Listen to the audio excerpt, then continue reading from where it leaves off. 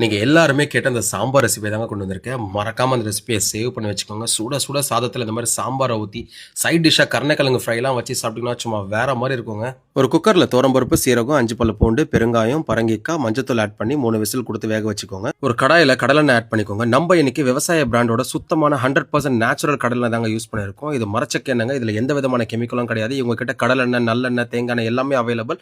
இந்த மாசம் பர்ச்சேஸ் பண்றவங்க 1/2 கிலோ நாட்டு சர்க்கரை ஃப்ரீங்க. டிஸ்கிரிப்ஷன்ல டீடைல்ஸ் குடுத்துருக்கேன். 1/4 டீஸ்பூன் வெந்தயம், 1/2 டீஸ்பூன் கடுகு, சின்ன வெங்காயம் ஆட் பண்ணிட்டு கொஞ்சம் கருவேப்பிலை தூவி நல்லா வதக்கிக்கோங்க.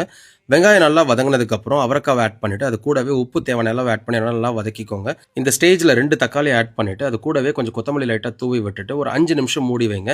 ஸோ தக்காளி நல்லா வெந்ததுக்கு அப்புறம் இது கூட 1 1/2 டேபிள் ஸ்பூன் குழம்பு மிளகாய் தூளை ஆட் பண்ணிட்டு நல்லா மிக்ஸ் பண்ணிட்டு 1 கிளாஸ் தண்ணி ஆட் பண்ணிட்டு இந்த மசாலா எல்லாத்தையும் நல்லா மிக்ஸ் பண்ணிட்டு ஒரு 5 நிமிஷம் மூடி வைங்க. ஸோ இந்த மாதிரி கொதி வர ஸ்டேஜ்ல ஏற்கனவே 3 விசில் கொடுத்து வேக வச்சிருக்க பருப்பை கடைஞ்ச பருப்பை இதில் ஆட் பண்ணிட்டு நல்லா மிக்ஸ் பண்ணுங்க.